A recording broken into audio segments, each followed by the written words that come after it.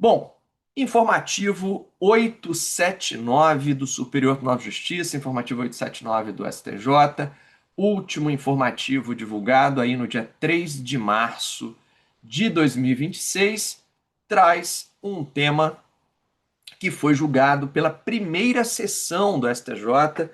É difícil aparecer aqui na nossa live temas da primeira sessão, geralmente são temas da segunda sessão ou da Corte Especial ou da terceira e quarta turmas, que são aquelas que cuidam mais diretamente dos temas de direito privado. Nesse caso específico, a primeira sessão está julgando uma questão tributária, uma questão de direito público, mas que dialoga muitíssimo com a atividade do advogado, né, do profissional que atua com direito privado, seja com direito civil, seja com direito planejamento sucessório, seja com direito de família, direito às sucessões, enfim, aqui há múltiplas áreas que são interessadas nessa temática. E a questão envolve, então, o fato gerador do imposto de transmissão causa-mortes e doação, o ITCMD, mais especificamente para definir a questão do prazo decadencial para que a Fazenda possa fazer o lançamento tributário do imposto de transmissão e aí, consequentemente, a partir desse lançamento, a gente ter início ao prazo prescricional de cobrança do tributo, caso esse tributo não seja pago imediatamente após ali a ocorrência do lançamento. Beleza? Então, vamos nessa. Sempre gosto de fazer uma introdução contextualizando, para que a gente possa depois, então, fazer a análise específica do julgamento da corte. E o contexto hoje envolve o momento em que se adquire a propriedade imobiliária no Brasil. Então, o direito brasileiro ele faz uma opção que não é uniforme no mundo. Há países que adotam sistemas diferentes, mas o Brasil, o sistema jurídico brasileiro, ele optou, já desde a legislação anterior, não é o Código Civil de 2002 que faz essa opção ela já existe no sistema anterior, ele faz a opção pela aquisição da propriedade imobiliária em relação a atos translativos, seja por transmissão entre vivos, seja por transmissão por doação, seja onerosa entre vivos, seja por transmissão gratuita entre vivos, se há um ato de transmissão, o nosso sistema considera que a aquisição da propriedade se dará por meio do registro imobiliário. Então, diferentemente de outros sistemas jurídicos, em que a aquisição da propriedade se dá através dos negócios translativos, no Brasil, a aquisição da propriedade se faz por meio do registro do título no respectivo cartório de registro de imóveis. Então, a gente tem aqui que a aquisição da propriedade no Brasil ela é registral, sendo o negócio jurídico apenas o título que será levado ao competente registro. Então, para nós aqui no nosso sistema, ao realizarmos uma compra e venda ou ao realizarmos uma escritura de doação, nós não estamos ali naquele momento adquirindo o direito de propriedade, mas sim constituindo um título que, uma vez devidamente registrado na matrícula do imóvel, dará aí sim o direito de propriedade, efetivamente constituirá naquele momento o direito de propriedade. Isso está presente no Código Civil de 2002, no artigo 1245. Artigo 1245 do Código Civil, que tem o seguinte teor: transfere-se entre vivos a propriedade mediante o registro do título translativo no registro de imóveis. Então, se a aquisição da propriedade imóvel ela se dá de forma derivada, o que é a aquisição derivada? Significa que existe um direito, ele já é pré-existente e pertence a determinada pessoa, e essa pessoa está transmitindo esse direito para o próximo titular o próximo proprietário. Então, se existe uma transferência entre pessoas vivas, intervivos, envolvendo um direito de propriedade que sai do titular A e é transferido para o novo titular B, seja aqui de forma onerosa, como na compra e venda, seja de forma gratuita, como na doação, essa transferência de propriedade ela vai de fato acontecer no momento em que se proceder ao registro do título no registro de imóveis. Diz o parágrafo 1º do artigo 1245. Enquanto não se registrar o título translativo, o alienante continua a ser havido como dono do imóvel. Então, eu já realizei o negócio jurídico por onde eu pretendo transferir o direito de propriedade. Esse título foi constituído, mas se eu ainda não o levei a registro, se eu ainda não registrei esse título, o antigo proprietário, na verdade, permanece ainda como proprietário e esse pretenso novo proprietário ainda não é proprietário. Tem um direito contratual a ter a propriedade do imóvel, mas ele ainda não tem a efetiva propriedade desse imóvel. E isso acende para a gente uma série de luzes amarelas para que a gente fique extremamente atentos nas operações imobiliárias. Isso porque muitas vezes as pessoas realizam a escritura, fazem a operação negocial por meio da qual objetivam a aquisição da propriedade, mas por razões diversas, muitas vezes a escassez dos recursos, porque afinal de contas, adquirir um imóvel é um investimento substancialmente caro e muitas vezes a verba da pessoa acaba antes que ela proceda ao registro imobiliário. E como o registro imobiliário no Brasil, principalmente em alguns estados da federação, é de custo elevado, né, um ato, né, registral oneroso, muitas vezes o adquirente trava ali, ele celebra a escritura, ele realiza a confecção do título, mas ele não registra ato contínuo esse título. E quando isso acontece, esse adquirente ele ainda não se tornou dono da coisa. Ele ainda não terá se tornado o proprietário. Ele será, sim, alguém que tem o direito de adquirir a coisa, mas nesse momento um direito que ainda está no campo das obrigações, porque ele está presente no negócio, mas ele não está oponível a terceiros por meio do registro público daquela propriedade.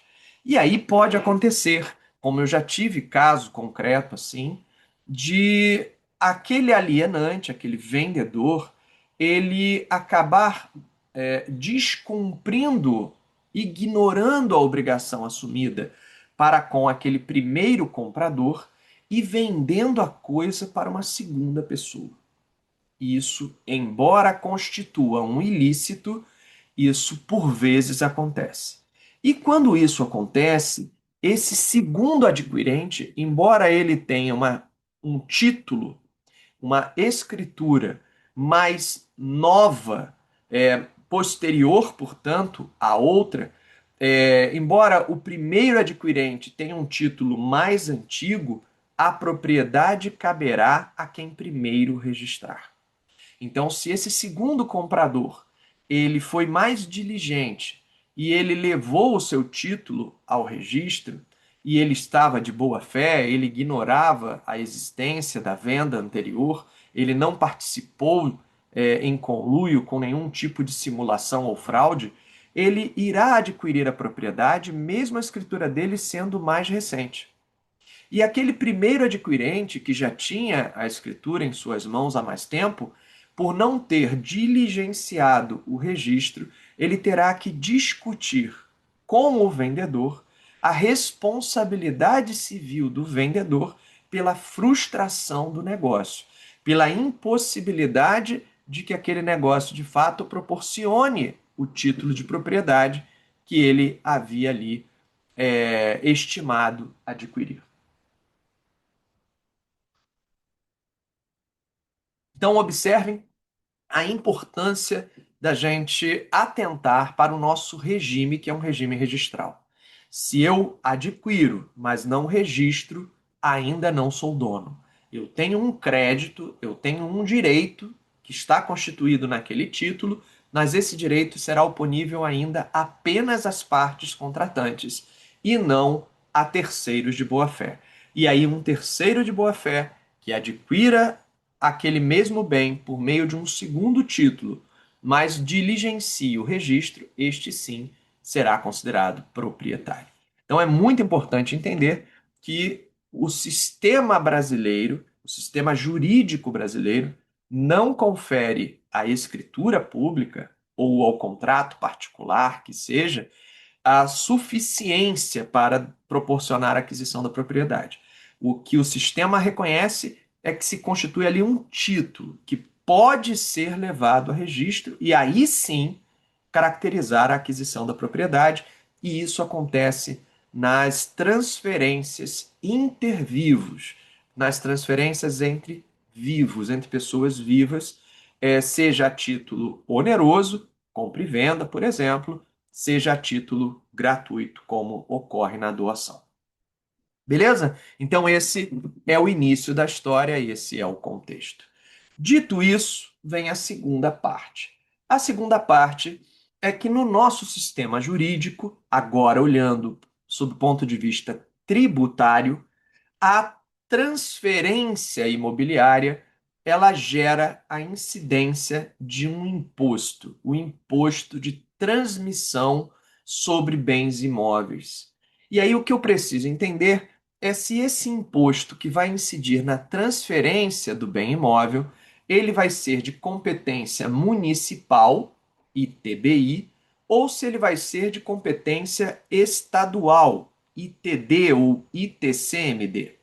O que vai determinar isso é a natureza onerosa ou a natureza gratuita dessa transferência de propriedade.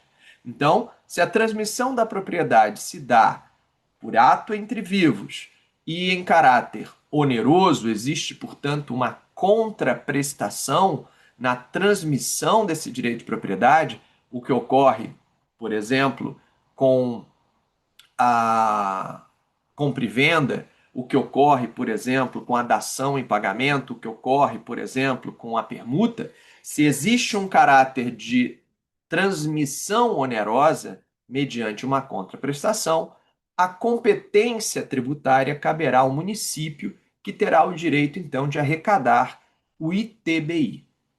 Por outro lado, se a operação é uma operação entre vivos de natureza onerosa, sob a forma de uma doação ou de uma cessão gratuita de um direito sobre um imóvel, eu tenho então a incidência do ITCMD, do Imposto de Transmissão sobre operações mortes causa e também sobre operações gratuitas como a doação. E aí a competência caberá ao Estado. As duas hipóteses são relevantes para o que a gente vai analisar aqui sob o ponto de vista tributário.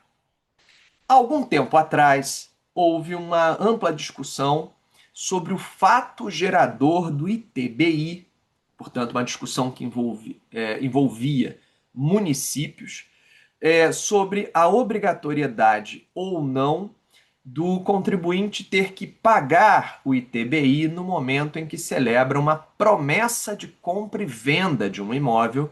Veja, não é a compra e venda, mas uma promessa de compra e venda, um contrato preliminar em que se promete a aquisição do imóvel, ou se o fato gerador que obrigaria esse contribuinte a recolher o ITBI seria efetivamente a aquisição da propriedade, não apenas uma promessa de adquirir, mas efetivamente a aquisição. E o Supremo Tribunal Federal, então, ele afirmou que o fato gerador, dentro do sistema jurídico brasileiro, o fato gerador se daria com a efetiva transferência da propriedade e, portanto, com o registro do título translativo de propriedade para o adquirente. Seria aí que, enfim, se teria a obrigatoriedade do recolhimento do imposto de transmissão. É bem verdade que, na prática do direito imobiliário, a gente observa que os cartórios de notas, quando a gente vai buscar fazer a escritura de compra e venda ou outras escrituras análogas, o cartório requer, né, a demonstração do recolhimento da guia do imposto de transmissão, fazendo ali uma primeira fiscalização do recolhimento desse tributo. No título definitivo, que vai ser levado ao registro para, né, efetivar ali a transferência de propriedade.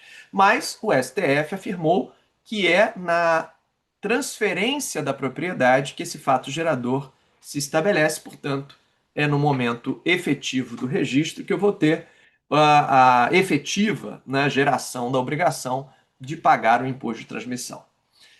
O STJ agora, lá foi o STF, o STJ agora, analisando um caso envolvendo partilha de bens em um divórcio, enfrentou a questão de que um dos cônjuges, na verdade ex-cônjuges, havia ali obtido uma receita adicional, uma partilha desproporcional, não igualitária, e que, em função dessa partilha desproporcional, teria havido, portanto, uma aquisição gratuita, equiparada à doação, daquela parcela desproporcional. Então, um dos cônjuges teria doado ao outro, nessa desproporção da partilha, algo que caberia a si, ou que caberia por meação ali, que estaria sendo dividida a si próprio.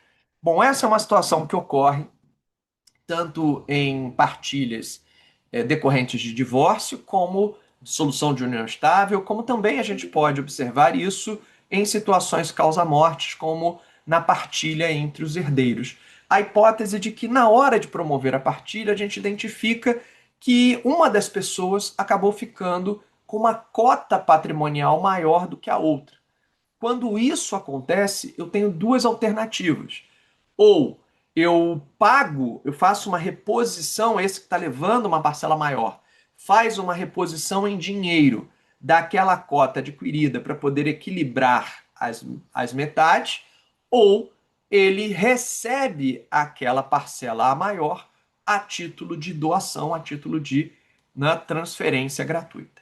Nesse caso específico, a partilha resultou numa desproporção gratuita e, portanto, numa transmissão gratuita de uma parcela do patrimônio de um ex-cônjuge ao outro. Beleza, isso aconteceu, o divórcio foi concluído, a partilha dos bens em decorrência do divórcio foi homologada, só que esse formal de partilha, ele não gerou, na época, um recolhimento do tributo dessa diferença.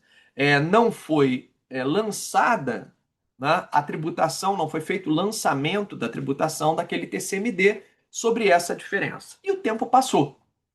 Aquela partilha foi concluída, o tempo passou, porém, nenhum desses ex-cônjuges levou esse formal de partilha ao competente registro imobiliário. O tempo foi passando, e aí, sim, tempos mais tarde, anos mais tarde, foi-se buscar o registro desse formal de partilha no registro imobiliário para efetivamente atribuir a cada ex-cônjuge o que caberia para si em função dessa partilha. Lembre-se que é nesse momento do registro que eu vou, de fato, definir a quem cabe com exclusividade a propriedade de cada bem. Até então, esses bens eram de propriedade comum. Havia sobre eles uma aparente comunhão, tendo em vista que, enquanto não registrado o título de uma transferência entre vivos, o formal de partilha era um acordo entre vivos, enquanto não registrado o título, eu tinha ali o casal, entre aspas, como o dono, né? Para toda a sociedade, é como se aquele bem ainda fosse um bem comum. Quando eu levo o formal de partilha a registro, é que eu vou, de fato, estabelecer que houve uma transferência de propriedade daquele que era o ex-cônjuge para o outro, conferindo-se, então, uma propriedade exclusiva a esse outro. Nesse momento em que se levou o título ao registro, houve o questionamento de que aquele formal de partilha teria resultado numa desigualdade e que dessa desigualdade acarretaria a incidência do ITCMD.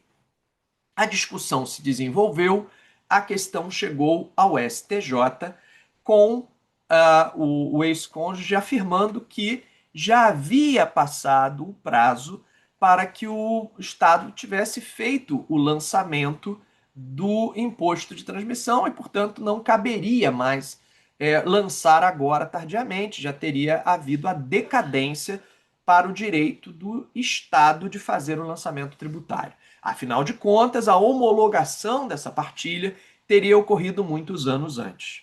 O Estado, por sua vez, afirmava o seguinte, que tendo em vista que no direito brasileiro a aquisição da propriedade se dá com o registro e que é a transmissão da propriedade o fato gerador do tributo, que então não havia que se considerar o termo inicial da decadência para o ato de lançar o tributo, o momento em que houve homologação da partilha, mas sim o momento em que houve o registro da partilha.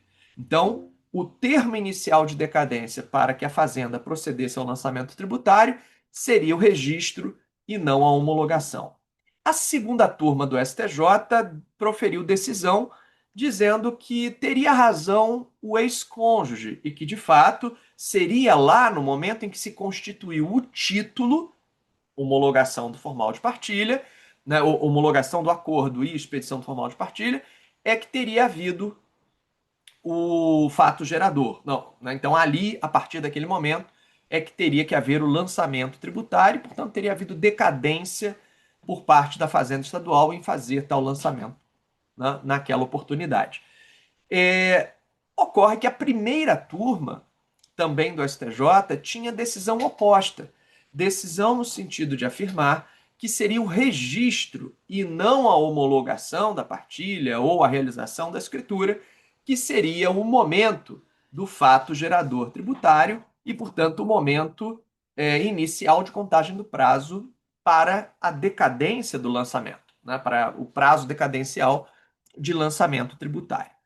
E aí, em vista dessa divergência entre a primeira turma e a segunda turma, o Estado interpôs os embargos de divergência, chegando então para a primeira sessão, para que a primeira sessão dirimisse essa divergência entre a primeira turma e a segunda turma. E aí, a primeira sessão vai decidir, e isso está agora no informativo 849 do STJ, dizendo o prazo decadencial para o lançamento do ITCMD sobre doação de bens imóveis decorrente de excesso de meação em partilha de divórcio consensual tem início a partir da transmissão da propriedade do bem, mediante registro no cartório de imóveis. Veja que então acolheu-se a tese que era já reconhecida pela primeira turma de que o fato gerador, por ser o registro, porque é ali que se dá a transferência e não a constituição do título, o que seria lá atrás o formal de partilha, que seria a partir dali que se contaria o prazo decadencial para o lançamento tributário e depois de feito o lançamento se começaria a contar o prazo prescricional para efetiva execução da cobrança desse tributo. Veja que essa decisão do STJ, da primeira sessão do STJ, ela está dialogando de maneira coerente com a interpretação do Supremo Tribunal Federal sobre TBI.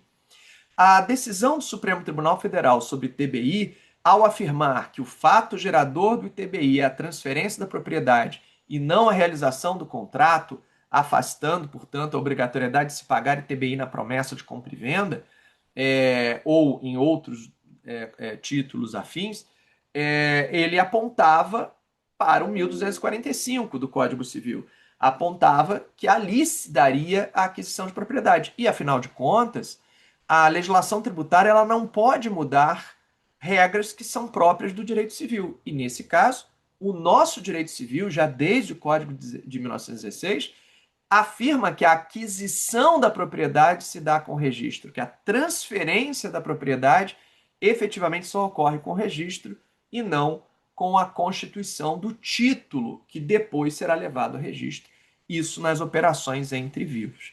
E aí, me parece que aqui, acertadamente, a primeira seção, ela, de forma coerente, né, dialoga com a decisão do Supremo.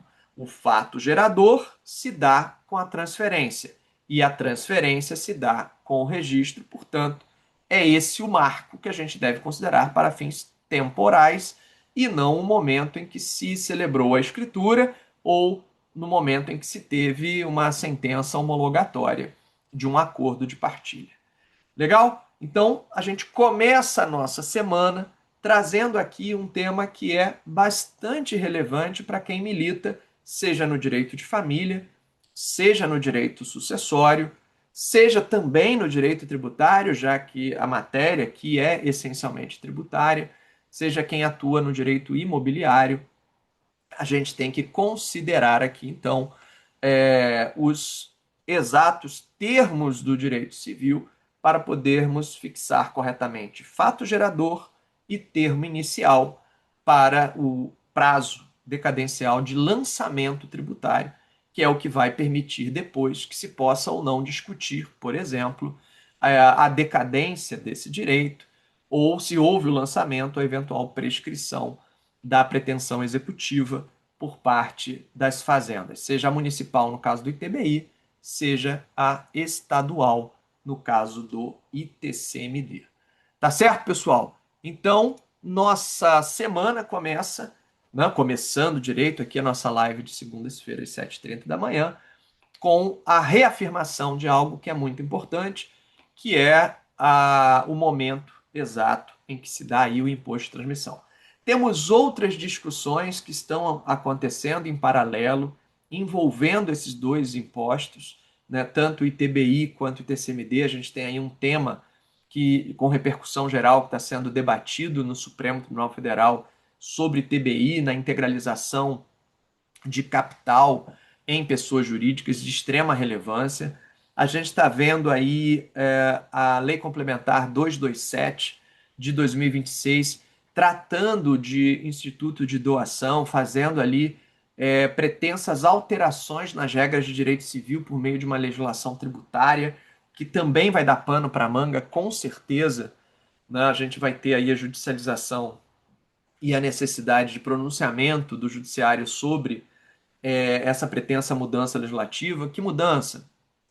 O legislador tentando alterar ali a natureza de ato gratuito das doações remuneratórias, né? No sentido gratuito, não, perdão, a natureza de doação das doações remuneratórias, na medida em que o próprio direito civil afirma, no Código Civil expressamente, que a doação remuneratória não perde o caráter de doação, apesar de haver ali uma intenção de remunerar alguém por algo que não seria exigível, por uma obrigação que não teria força executiva, que esse ato de mera liberalidade de remunerar alguém que não teria o direito de exigir remuneração, que isso não perderia o caráter de doação.